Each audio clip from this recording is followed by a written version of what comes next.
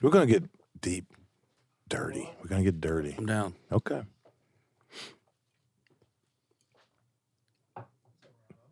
I want to welcome everyone to the Follow D Money comedy tour. The next comedian coming to the stage, you might recognize him from Red Flag Comedy. You might have heard his voice on the Drunk Dial podcast or as one of the co-hosts of the Harder Brunch podcast. Today, we're going to welcome Mr. Dyke Michaels. Hey, how's it going? What's happening? Hey, that was great. I was trying to think of in comedy they do intros like that. Yeah. That was great, by the way. Did I do a good job? You did a great job. Okay. It's embarrassing because I don't have any real credits quite yet. Like I haven't been I've been on a courtroom TV show that has not aired yet. Can you talk about that or not? A little bit, okay. yeah. Which one? It's called Relative Justice. Okay. And it's like family members suing each other. Oh shit! Yeah, so I'm one of those that's coming out this season. Who did you sue? Thad. Or who sued you? I sued Thad. Okay, as you should. Yeah, my co-host and cousin Thad. And I can't say the outcome or anything of it, but I will say it's going to be one of the most entertaining half hours on the C-Dub daytime programming. Absolutely. So the show is not out yet? Not yet, no. Okay, that sounds interesting. And then allegedly I was on the Kevin Hart's LOL network. Oh. Like they play different comics clips and stuff. Yep. And they're like, and you get royalties from, I mean, it's like a little bit, but Nice. every time they play, you get a royalty. Yep. But I just got an email saying they played one of your tracks. And I was like, well, how'd I get this money? Like, never got it. So, It didn't never come out? You didn't get the money? so I just, sometimes I'll be like, just say I was on Sirius XM. Okay. Because it makes it sound like I know Kevin Hart or something. Right. Like, You're on Kevin Hart's LOL network. Yeah, just I like it. I'm sure a robot DJ just I was going to say you were on trapper. Comic View No, and back in the 90s. Def Comedy Jam before you were born as a baby. I love to have comedians on the show because I think that you guys are the bravest human beings on the planet. And I want to know at what point in your life did you realize that you were either funny or going to be a comedian? First, I gotta say we're not the bravest people. Like that's a fire. You're thinking of a firefighter. I mean, I think like police officers are brave. I think soldiers are brave. I think firefighters are brave, but comedians are the bravest human beings. Brave, stupid, some sort of combination of the two. You guys are brave as hell. I was always when you're funny as a kid, it's not necessarily a good thing. When you're funny as a kid, you're a distraction. You're getting in trouble. So like I knew it from a very young age that I was getting in trouble for being a disturbance. Right. For, laughing, that sort of thing. Or making people laugh. Laughing with my friends. Were you a class clown? Oh yeah. Oh yeah. I remember I was in this little, before Boy Scouts, I was in this little thing called Campfire Sparks. It was for little kids. Yeah. And we had to put a play on, and it was we were doing a sketch or something, and there was one girl in the sketch, and they were like, Dyke's going to be the girl. And I was like, why do I got to be the girl? And like, you're the ham. And I was like, what are you calling me now? The ham? Yeah. They're like, you're the silly one. And I was like, you're a ham. I don't want to put a wig on. But I was always getting in trouble for cutting up in class and stuff like that. Okay. And when did you first get on stage? How long have you been doing stand-up comedy? Stand-up in earnest since 2017. That's a while. I did it so 5 years. Yeah, I did it as I got on stage as a kid as part of a talent show. Yeah, and did did comedy and did stand up comedy, at a youth retreat or something. Okay. So I don't know if it sucked. I don't know if it sucked. They were all Christians, so they couldn't tell me if I was bad. You just blacked out. Yeah, everyone clapped at the end. And then I went to an open mic one time, and my friends signed me up. Yep. Against my will, and then they just called my name, and I was like, "Oh, I'm not a punk." And then I just went up there and I just told a story or something. Yeah, and it worked. Yeah, it was a gross story. You had to feel confident after that if you decided to continue it. I pushed a friend into doing it first. I was like, "Hey, you should do comedy." Yeah, and then I would go, starting off stand up comedy. I kind of liken to people that are like trying to get into a gay lifestyle, but they can't fully admit it to themselves yet. Right. So they just kind of hang out in the places where the stuff goes down, but they're not doing anything, Not really. They're not fully vested in being gay. Yeah, you're just cruising for a while. You're just cruising past comedy, watching other people. Like, no, I'm not into that. I'm just here, How did Red Flag come about? Oh man, Red Flag came about because there was a lack of opportunity at the time when I started. There just wasn't a lot of space, a lot of time, stages to get up on. Yeah. So I started at this weird time where Helium Comedy Club wasn't here yet. Wow. Crackers, Broad Ripple, the famous Crackers, had closed down. Yep. Crackers Downtown was here, but that was not nearly as big as the Broad Ripple location. Yep. And then Morty's Comedy Club had just closed down. Yep. So we only really technically had one comedy club, and a lot of people weren't going to that one at the time. And it was just like a lot of bar shows and open mics and stuff. And the open mic that I went to, that I started off at, closed down after about a year. Yep. And there was only basically like one place you could get up a week and practice stand-up comedy. Wow. And so we were just like, man, we need somewhere else to do comedy. And luckily for me, I was with Hannah, and Hannah Rushline, and she's a longtime industry person. So am I. But she knows like everybody up and down Mass Ave, Fountain Square. And I had I've been an industry person for a long time. I had a food truck, so I kind of had an events background. Yep. And so we just honestly fell into a bunch of good fortune. Like, we started looking for a place and we found the Dugout. Yep. And they had just built this whole entire event space that they didn't know what to do with yet. And it had, wireless mics and everything. I mean, it was all set. Yep. And they were like, yeah, you guys can do a show in here. Dope. And so I think it kind of shocked a lot of people because we were very new into, maybe even like 6 months into comedy, or not that long into comedy. And then we started. You did this like immediately when you got into comedy. You were like, fuck, I need to perform. Pretty soon. It was pretty soon, within the first year for sure. Dope. And then I was working at Hotel Tango at the time. And so we started just to do like ticketed shows there and working with the distillery and stuff like that. So within the first year of being an open mic comedian, I'm producing shows. Wow. Producing a mic, a weekly mic, producing like bi-monthly shows. Yep. And again, it just kind of fell into this beautiful space, that we had free access to. Yep.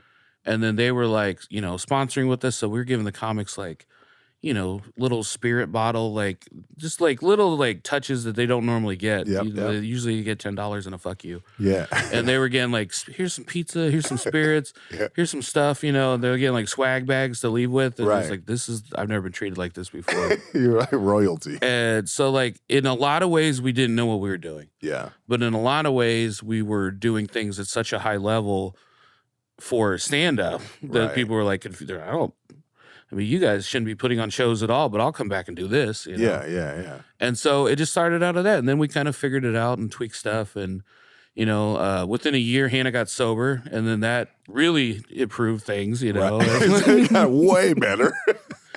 And I think in that, just like her comedy got better. Yeah. And then, so we had already had the infrastructure of being producers, but now people were actually like, oh, these guys can actually do stand-up. Okay. Yeah, right. I don't want to ever say too good, but too well. But and then a lot of comedy, as I think a lot of things in life, is just keep at it, just keep doing it, and can be consistent. Yep. And then all of a sudden you start looking around and you're not the new person on the block anymore. Someone else is, and they're coming to you. Yeah. And you're like, whoa, I just got here. Right. And now here we are, we're about to celebrate our 5-year anniversary this February. Are you doing anything for it? It's crazy. Yeah. I want to get a big name out, I mean, we started off our first show with Ryan Niemiller, who's one of the Indie's biggest comics. He was just on America's Got Talent. Yep. Right in like 2019. And that's how we started it, So we set the bar kind of high. And we got real lucky, real fortunate for, just a lot of things fell into place. Dope. And then when did you start? Okay, I know you've had the Drunk Dow podcast for a while. When did that come off? Like, did the pandemic start that? Oh, yeah. Yeah. That was a pandemic podcast for sure. I had started the other one in 2019, so a little bit before. Yep. But Drunk Dial was, it was the week that everything shut down. Oh, okay. You know, and it was just like, because I remember when basketball shut down, I was like, oh, this is serious. Like, this has never happened before. And then, but I think even that week I went out and hit a mic at the Helium, and I remember being at Helium, and I remember like doing comedy, doing COVID jokes, people doing COVID jokes and stuff, and like spraying down the microphone to be silly. And then like I remember leaving, and I remember like not wanting to touch the escalator when I'm like, maybe there is COVID everywhere. Like, maybe it is real. And then within a week, everything was shut down. Damn. And it was just like comedy and the service industry both stopped in the same day. And I was like, that's everything I do. You know, that's everything just came to a screeching halt. And I had also just had this podcast studio put in my room, or put in my house. And so my friend just got laid off her job, and she had a bunch of beer. I remember it. I was like, bring those beers over. And then I was like, let's just get on in the podcast studio. And I was like, let's just call some people. Let's just call some comics and check in on them. And so it really was like kind of a drunken wellness check at the beginning. We were just calling people and just like, hey, are you okay? And then I think we waited like a week or so, and then did it. I think the first one we couldn't even use. I mean, it was just us. We were just too drunk, you know. It was just too drunk. I was in charge of recording, which was a terrible idea. And then a week later, we started calling, and that's when people had a week of like isolation. Right. And so it was weird. Yeah. It was like not fun or like usable. It wasn't an interview. It was just like hey, man, cry for help. Yeah, you doing okay? I remember this one comedian was just like walking through because he hadn't talked to anyone for 7 days. Wow. And so he's just open up cabinets and reading ingredients of things. I was like, on the podcast. Yeah, I was like, this is weird. Are you okay? And then it kind of slowly changed into like, hey, and we started asking questions and, well, what are you doing to keep your mind off of this and blah, blah. And then it just kind of turned into just like an interview show. And then we started getting access to these comics that weren't doing anything. Right. And everybody was hungry just to have some sort of connection or whatever. Yep. So I'm talking to some New York comics that I would never have been able to just got to call in or call into my house. That's or dope. Whatever. And it was really fun. And it got better and better. And then after things started slowly going back, then it was like not how's COVID? It's, well, how's getting back into the swing of things? Right. And now it's just more like a classic interview show. Yep. And people are always like, do I have to be drunk to do this? And I'm like, you never have to be drunk to do anything. That's always an option. Do I have to be drunk when I walk into the Drunk Dial podcast? I want to be on the Drunk Dial. Anytime. Yeah, I want to do that. Anytime, it's fun. I want to be actually hammered. Yeah. Drunk. Well, you should be an in-studio guest. We do in-studio guests, and we can drink and call some people. Yeah, I want to do that. Yeah, that's the fun thing. Yeah, we can call some of my real good friends, and I'll be drunk when I call them. Let's do that. Yeah, let's do that. We also did prank calls at the beginning. Oh, yeah. I forgot. Fun. See, you and me are around the same age. Yeah. Would you remember doing prank phone calls as a kid? Hell yeah. And how fun that was? Super fun. So there's something about, being in a podcast studio and having these. I would make all my phone calls in the podcast studio with the headphones on, because you can get real, like everything else just gets stripped away and you're just dialed in. Yeah. But we were also doing that with prank phone calls and such. I love it. That was really fun. I don't think we could air most of them.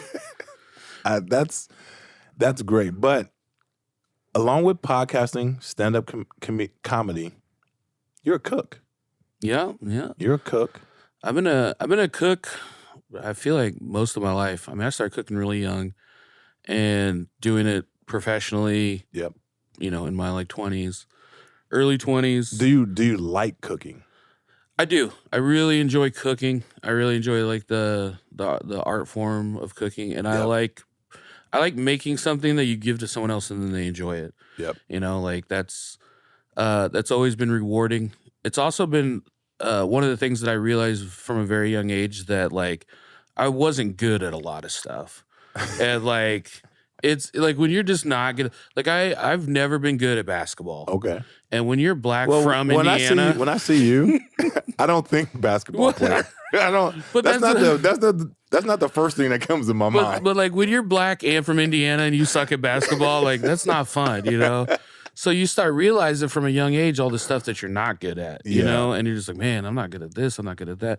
And then then I would work different jobs. I remember I used to work for like a temp agency. Yep. I used to like do some like, it was like something like super broke people do. They go and like job placement, like you show up at 4 a.m, everyone just looks sad, they don't want to be there, and then like they sent you to a random. So I worked in like a recycling plant. I worked in some like. So you show up to a place and they just tell you where you're going to work the day. They you just don't even know where you're going. This is for people that cannot get it together. This is like me when I was like 18. I didn't know what I wanted to do, so we would just like try out different stuff. And I realized very quickly I don't like to do most stuff. I'm not cut out for most stuff. Right. I don't like manual labor. I don't want to. Yeah, most people don't. Some people love building houses, construction. You know, I hate it. It feels like punishment, you know? And so I realized all this stuff that I didn't want to do. But anytime I would get into a cooking job, it was just like, well, yeah, this is easy. Right. You know, it's just cooking. You know, like this ain't, and like you could get busy cooking, but it was never hard. You know, it was always like, just second nature. But I was always like, well, that's not what you're going to do forever. You got to find a real job, right? Like that's just something you do. But I noticed that all the people that made money off cooking, they had that degree. And so it was like always a culinary arts degree. Yeah. Because I mean, you can work through, you know, you can work at a restaurant, work your way up, but it's a lot harder. And that wage gap is so different if you just have a degree in front of you. You know, you have those little extra letters by your name, you know, or whatever. Did you do that? Eventually. Okay. I took the long way around to do it. Yeah, I partied for a long time, dicked around, and didn't know what I wanted to do in my life. Yep. And I started culinary school at 30. Okay. And I went through culinary. You know, 30 is young. Well, I mean, yeah, but after you've been like drinking for 10 years, you're like, oh, you look around and everyone else got houses and stuff. You're like, man, I got to do something. Like a lot of my friends started college at 18, you know, like I started college at 30. I remember being in like culinary school.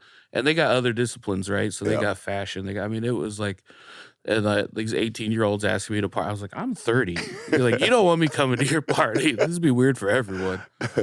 But yeah, I did. I got a bachelor's degree in culinary management. Nice. And so they teach you how to cook. They teach you all the basic stuff. But then it's also like a lot of management classes and stuff like that. And just more just the professional side. Like I knew how to cook. I honed it in. I obviously learned a lot of technical skills, but a lot of it was just really professionalism. It was just like really, because I mean, I was working in kitchens, but I was doing things half-assed before. You know? Right. Really like taking pride in your work. Yep. And all of that, and that parlayed into I opened a food truck right outside of. Nice. And so I was a small business owner. Yeah. And after 2 years, I realized I hated that. I hated that so much. But we were successful in a lot of ways, and we were not successful in a lot of ways. Like we had a very popular brand; everyone really liked us. We had a really good social media presence. Yep. We would we partnered with the English muffin people, Thomas Bagels. English muffins. And, that's and a bagels. big one.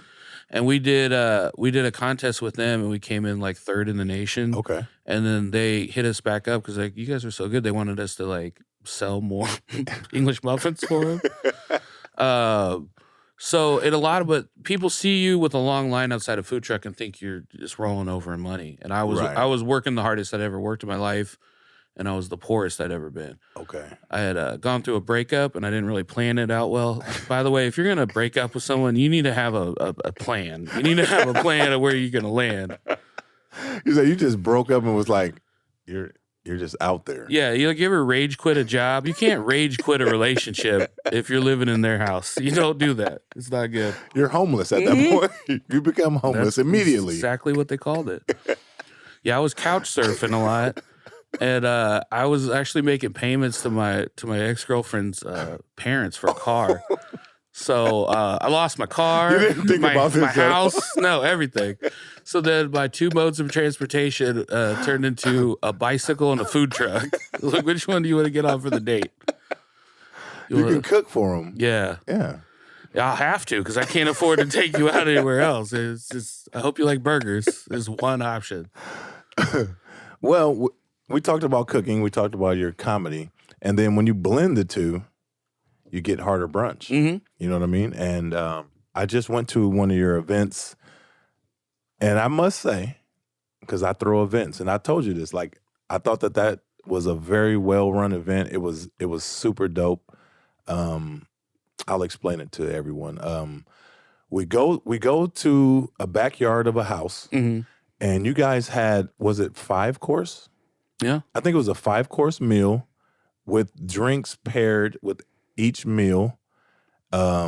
People brought pools. There was only one pool. There was only one pool. Well, there was a koi pond already. It was a koi pond. So it seemed like a lot of pools. They had a bar set up. They had a gentleman playing music, but the experience was super dope.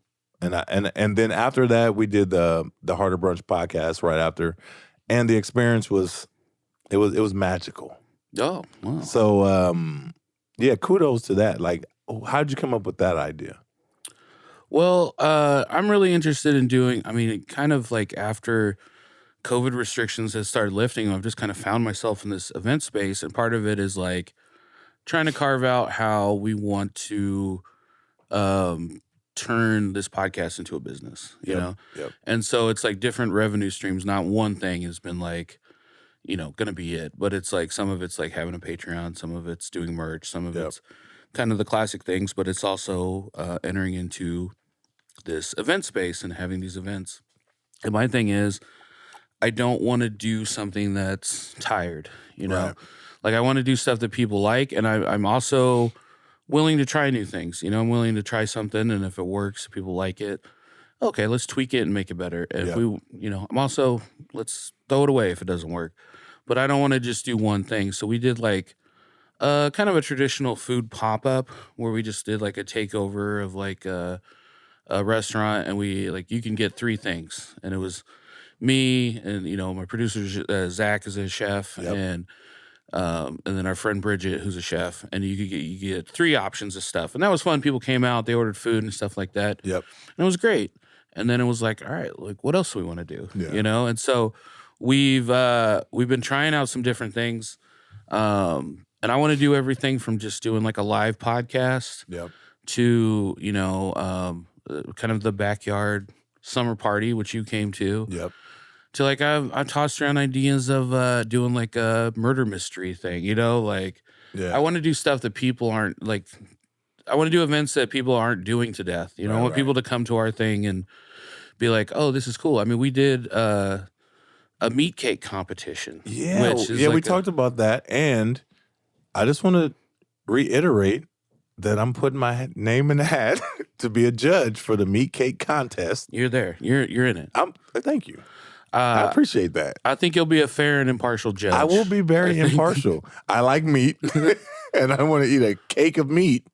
But we basically have local chefs create like full-size wedding cakes out of meat. Yeah, I can't wait. I cannot wait. And I mean, as far as I know, no one's ever done that before. No. And so we did it at our house, kind of playing around, and it was like we'd made 3 giant-ass meat cakes. And it was like, this is way too much food for like 7 people to eat. Like, this is ridiculous. So we did it the following year as an event. We're like, well, let's see if we can get people to come out. And people came out. Yeah. Some people drove from Ohio. Some people came in off the street and they're like, what are you guys doing here? They're like, oh, they're making meat cakes. They're like, I'm going to buy a ticket to that. I want to see what that is. So we had people come out, and just because it was either morbid curiosity. I remember like walking down the street and someone yelled meat cakes at me. They're like, meat cake guy. And I was just like, I don't want that to stick. But, you know, like, I like the idea of doing different stuff. And within the event space, I want to be fun. I want everything that I do to be something that if I went to, I'd be like, this was fun. This was a good time. Right. And I did that. When I went to your event, it was a great time. Me and J.O. went, and we had a great time. We talked about it, and it's a great concept, especially mixing it with the podcast. Super dope concept. Yeah. I mean, comedy and food, you know, is like my thing I had to realize with going to school, with taking on student loan debt, with all this stuff, what I liked about food and what I didn't, you know. And I think I've always never had a problem with food. I always loved food. I always love cooking. I love hospitality. I love putting on something that someone else is going to enjoy. Yep. What I feel like I didn't like was getting buried in the red tape, in the of owning a business, in the stress of just like, well, we have to do like everyone loves seeing a food truck roll up and open its doors and cook food, but like everything behind the scenes. Yeah, they don't know what happens before it gets there. Yeah. Yeah. And I think that was the reckoning that I had to have with my life of, well, how much the fun stuff do I want to do, which is a lot, I want to do. And I don't mind hard work. Like just to do the podcast, a lot of times I'll work all weekend and I'll start cooking food at 1 o'clock in the morning, prep for a few hours, sleep, get up early, finish it. I'm running around during the week getting stuff. Like I don't mind doing the hard work, but I want it to pay off in a certain way for me. Yep. So we got through Harder Brunch. Now I just want to talk about your life. Like, so what's a normal day for Dyke Michaels? Oh man. So I feel like I have to explain that, like, because I transitioned from, working in the industry to trying to do stand-up comedy, that you're really putting a lot of time and effort into a job that doesn't pay well for a long time. Yeah. So, but you also have to have that time set aside to practice it and to do it. Yep. So I kind of hit a wall a few years ago. I decided I quit my food truck business altogether. Yep. But I was still working heavily in the industry, and on the weekends working 13 hours a day. Wow. And, not even making great money, but just like working all the time. Right. And I hit such a wall with that, and I realized I was having so much fun doing comedy, and this is what I want to do. I have to figure out a way to work the bare minimum to like do what I need to do, and then all the rest of my focus needs to go into comedy. Right. And so now, like a normal day for me is I work a few hours in my friend's barbecue shop during the day. Yep. And then I usually go to something comedy related in the afternoon or evening, whether it be an open mic, whether it be a planning meeting for the podcast, whether it be someone else's podcast. Yep. It's usually something like that in the evening throughout the weekdays, and or sometimes I'm on a show, and then on the weekends I'm either booked somewhere doing comedy or I'm an event bartender for a wedding venue. So the hustle is real. It's nothing but hustle. It's nothing but hustle. Like, people don't seem to understand that. To get anywhere, you got to hustle. Yeah, it's right now it's just all hustle. Sleep is for the weak. Waiting for them checks to roll in. But right. I mean, my day off, and by day off I mean this is the day that I'm not scheduled to be somewhere to work. Yep. That's the day that I have to hit all my emails up and do. I don't have an office. Yeah. And a lot of times, a lot of the work that I do, stuff is just on my phone and little breaks. I jump in the bathroom and email somebody back or something. But like. Yep. Someone that has an office job and I have to really like focus to like send an email, because I'll hit someone up in the DMs and I'll get so much work done through the DMs. Right. And then when someone's like, "Can you hit me? We're gonna play email tag for 5 weeks." You're like, "This is like." In 2022, I don't understand why anything's not instant. Like, I don't understand why you can't pay me my money today. I don't understand why an email takes 4 weeks. Like, what are we waiting on? It's like COVID is done. Let's go. You're 100% right. Like, I was having a conversation yesterday with a coworker of mine at my airline, and I told them I need a 9 to 5. Well, my full-time job, so that I can have some structure in my life. Yeah, because every time I'm not doing something with that place, it's the podcast, it's events, it's other things going on, and I use that place to just center me. Yeah, like, I need a full-time job to be like, slow down. Literally. And like, people don't understand, like, I'm a 24-hour kind of guy. Yeah. And that's what happens when you have a lot of shit going on. Mm-hmm. But anyway. No, I understand. I'll get off my soapbox. No, it's real life. I don't understand when people start talking about certain things, and it's just, everyone, we just make time for what's important to us at that time. Correct. So, but like when people like talk about like dating and stuff, I'm like, when do you date? When would I date somebody? Like, go on a date? You mean have them on the podcast, right? That is a date. Yeah. You like a girl like, will you come on my podcast? I did used to invite girls to the food truck because that's the only game I had. I was just like, hey, we're going to be in this parking lot on Wednesday. Maybe you come eat a burger. I will be off the food truck between 5:07 and 5:10. Maybe we could talk then. You had 3 minutes. They come back. They like food. Comedy. I want to know, in Indianapolis, there is a network of comedians and comedy. There's a community of comedians who, without naming yourself, who would you say are some comedians that people in Indianapolis should get out and see? Oh, wow. Yeah, I would never say myself. I mean, Indianapolis is really... So my biggest thing with, like, Indianapolis is I think we have so many comedy fans, and they don't realize how much independent comedy is available. Yeah, you know, a ton. So there's names. I could say, like, Brinter Kuhn. I could say Gwen Sunkel. I could say Dwight Simmons, these big names. But I'd say the biggest thing is these independent comedy producers like Red Flag Comedy, like Let's Comedy, like Rocket Ship Comedy, shows at the White Rabbit Cabaret. Yep. You can almost go out if you're a comedy fan. Almost Famous. And Almost Famous. You could almost go out every night of the week and see either a comedy show of some sort, stand-up or otherwise, or something comedy adjacent, literally almost every night of the week. Yep. And I don't think people realize that. I didn't realize that until we became close. And you guys were having shows in alleys. Yeah. What's that one with the well, we don't do that. That was a COVID thing, but yeah. It was an alley, and I was like, I liked it. Yeah, we were just trying to get it. However, I mean, as soon as anything I could do and say, like, we're trying to do it as safe as possible. Yeah. And nobody would call the COVID police on me, I was doing it. Right. So right. We were doing stand-up. But there's shows everywhere. Yeah.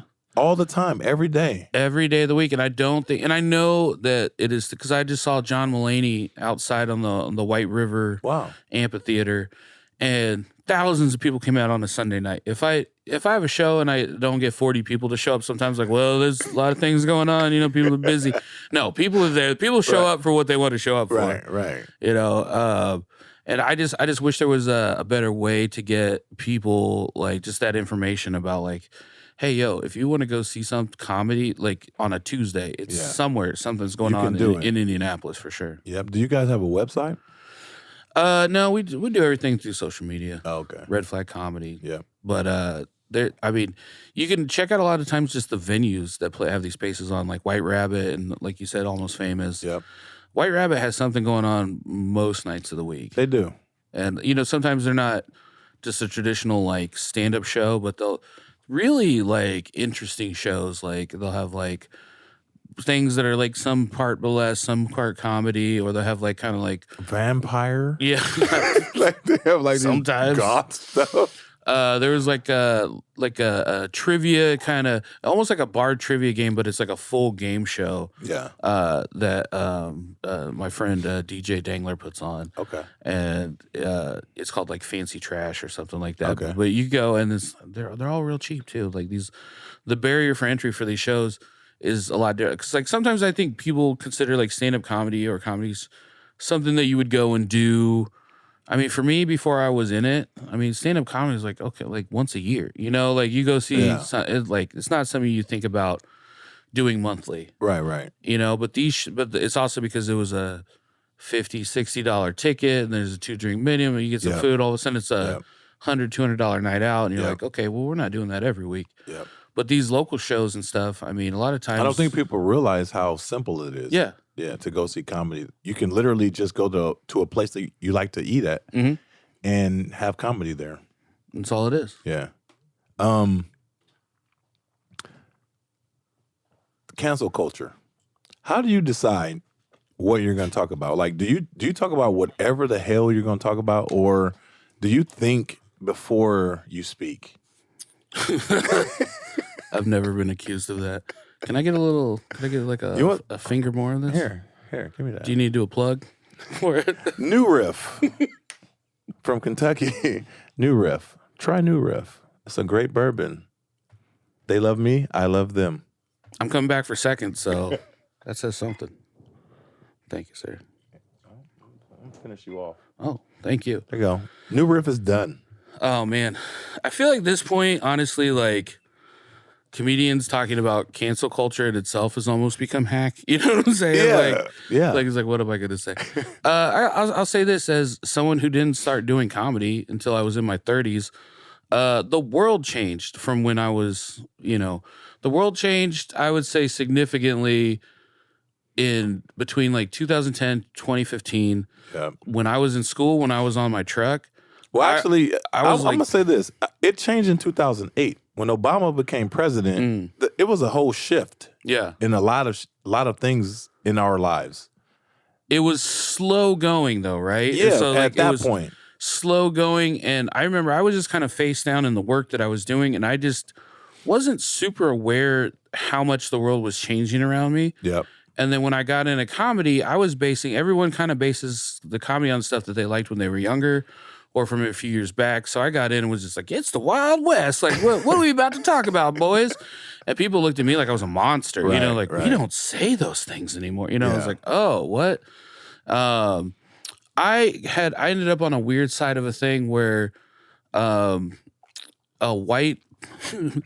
white open micer who, like, we were sitting at the old kids table because like all the young kids were just like, who are you guys starting comedy?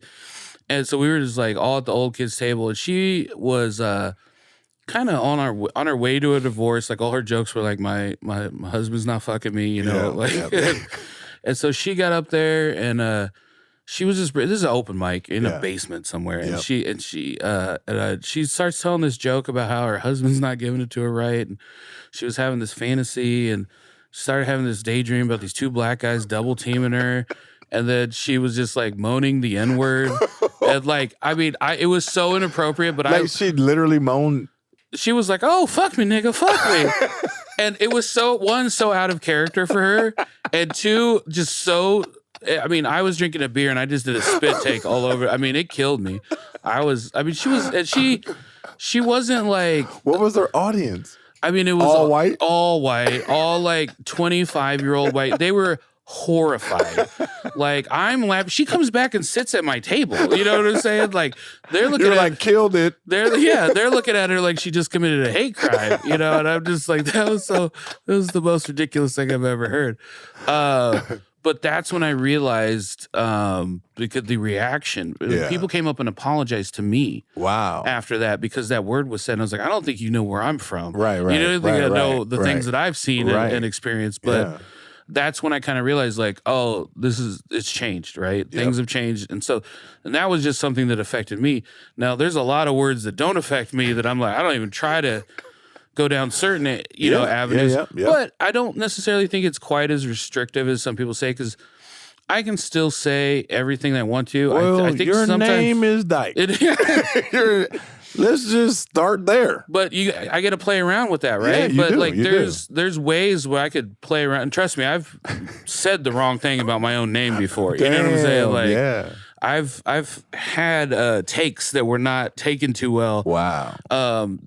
I think it makes you be a little bit more smart, because as a comic, you don't want to just grab the first thing everyone grabs, right? Yeah. Like, you can look at Twitter and I'll see 17,000 people make the same joke. Yep. Right. The lowest hanging fruit is the thing that everyone's going to grab for. Like, that's too simple. As a comic, I think you should strive for higher, right? You should try for the better joke, the smarter take. Yep.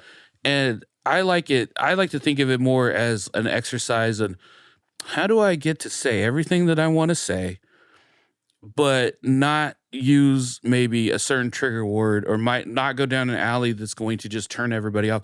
Because also, at the end of the day, I'm not trying to walk into a room and piss everybody off. Right. That's not why I got into comedy. I got into comedy to make people laugh. I want to make people laugh. Right. I used to work at a Catholic camp, and some of the people were very religious. Yep. And I knew that they wouldn't like certain things the way that I say certain things. They're not going to like a fuck joke or so, whatever it is. Right. So I wouldn't tell that to certain people. You know what I'm saying? Right. So, like, there's also a kind of thing of just like, read the room. And I think some of the cancel culture people, they're like, I can't believe the cancel culture. And I'm like, man, sometimes it's just read the room. Sometimes it's like, hey, you can say this to your homie, or you can say this to this person, but like, don't say it to the person. You know, I think no matter what you say, it'll offend somebody. Mm-hmm. No matter what. So the larger your platform, for sure. Right. But I think there's also like, because I watch it from an open mic level. Yeah, right. Every dude that starts open mic, here's what happened. And this is a kind of maybe a sexist take, but most women that start stand-up comedy just have long, boring stories that they thought were funny in a small group. Yeah. That they confuse with a stand-up set. Okay. Right. Yep. Dudes just have offensive material that they think are jokes. But it's just like, and then I banged my grandma, and it's just like, both of you need to go write a joke. You know what I'm saying? Like, one of you is being offensive and one of you is being boring. Right. But like, go write a fucking joke, and then come back. And then, but some of it is just like, it's interesting with comedy. You'll watch a movie or something, and there will be people behaving in horrendous ways to show something in the sake of art. Yeah. And we all kind of suspend our disbelief. You know what I'm saying? No one thought Edward Norton was a real Nazi in American History X. We knew what he was doing, right? Yep. But if a comedian goes up and says something, for some reason we go, that's their real feeling on this, right, you know? Right. So obviously there's always kind of like context. And as a comic, I'll always defer to the comic. But also just like being a black guy, like I know when someone says nigga in a bad way, when someone says nigga in a bad way. You know, It's like I can hear it. And a lot of people younger than me don't have that context anymore. It's all bad. That's true. And I'm like, I know when someone's just saying it because they're trying to be funny and maybe missing the mark. Yep. And I know when someone's saying it with vitriol. Right. You know, so that is very true. That is very true. I need to ask you, because I think that as my friend, and I've seen you perform a ton of times. Yeah, I apologize for that.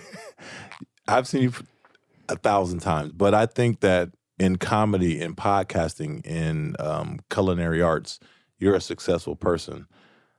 I always ask my guests, what do you define success as? And I want to hear your definition of success.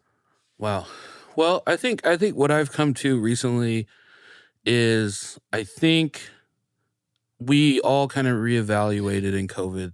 Like, I remember thinking the world was going to end, right? I thought the world was never going to go back to normal, and maybe we were just done. Yeah. And so then it was just like a lot of like, okay, well, I just want to do like what makes me happy for the rest for the rest of my time, you know?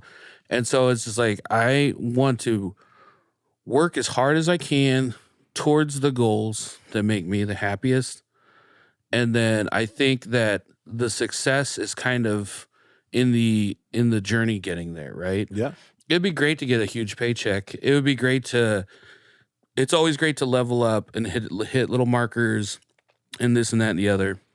But I think if you get too tied up in financial success, or even too tied up in sometimes hitting goals, that you miss the success that you get just from the work of working to be better at something. Right. You know, but on the opposite side of that, I mean, I doubt myself all the time, you know, like I have those little moments of doubt. This week, I was having a doubtful day on a Tuesday, and I had a kind of a mindset about it, and I was like, just give it one more day. Yeah. And by Wednesday, I had a completely different mindset about it, you know? I had somebody kind of reach out to me and just say some nice things, and just unprovoked, which always makes me feel uncomfortable, but I always appreciate them, you know, like, and then like, so some money came. I realized that there's this weird spell, and I don't want to jinx it, or I don't want to give anyone any financial advice. Okay. This is not what I do, but I will say this for somebody that always kind of worries about money. If you're staying hustling and staying grinding and staying like, and by that I don't just mean just working hard for no reason, right? But working hard towards your goals. Yep. It always seems that things kind of fall into place, you know. And sometimes you got to rob Peter to pay Paul. True. You know, but like it always seems that like, I don't know, man. It's like the check always clears eventually, you know, or or you make it clear, you know, like you figure out something else. You figure out a way to handle this, and it does kind of become putting out fires at some point. You know, you got to put out a little fire here, a little fire there. Yep. But it's just like at the end of the day, it's like, man, I think too, when you get to a certain age, we've all lost so many people that you realize like nobody's guaranteed tomorrow. Right. You know, so it's just like if I go tomorrow, my bank account is not going to reflect that I was some sort of mogul. You know what I'm saying? But I think the people that I know will reflect that I was a successful person. Right. That's pretty dope. I want to ask, I only have 2 questions left for you. The first one is, what's your advice to someone trying to get into the comedy game, especially on the local level? Well, in a lot of ways, it's easy to get in the comedy game, and in a lot of ways, it's easy to get in. You can walk your ass to an open mic almost any week and get up there, and they'll let you do it. Actually, no one will stop you from doing it. No one. And anyone could do it. You know, they don't check your record. You know what I'm saying? Like anybody can do it. Anybody could do it. Unfortunately, anybody can do it. So in that regards, the barrier for entry is like, I mean, if you want to get into like improv, you got to drop some money. Before you do an open mic, let's say I think I'm a funny guy. Yeah. And I think that comedians are the coolest people in the world. I think I'm funny. Mm-hmm. And I want to be a comedian. Sure. What is the best advice you can give me? I mean, obviously, like anything else, study the greats, study the people that you like. Yep. Go to shows, watch shows, watch everything. You know, watch everything from not just the comedian, but from, you know, how you think the show works to, you know, how long the sets are. Like, just, you know, make little mental notes, take it all in. Most stand-up comedy shows, most open mics are going to give you anywhere between 3 and 5 minutes. Yeah. They call it a tight 5 in comedy, which means that's what you're working. That's the first block of time that you're working for. And eventually, after a number of years, you're trying to build that 5 into an hour, right? Right. That's the goal. But you got to start somewhere. You got to start small. And 3 or 5 minutes is a lot longer than you think it is. Right. Because it's just joke. It's not like podcasting where you're talking, you can pepper in something funny. It's just being funny. Yeah. So the first thing is trying to build up to 5 minutes of jokes. So write some jokes. People don't realize that stand-up is a writing job, you know? And it's like, you can write in all different kind of ways, especially nowadays. And like, you don't have to pull out a pencil and a pen. Yeah. But you got to do it in your notes app, or you got to write it down, and you have to commit these things to memory and then come up, and then you have to perform it in front of people. Right. And so some people, they've done public speaking before. They're very comfortable on stage. Maybe they've done theater. They've done, you know, whatever.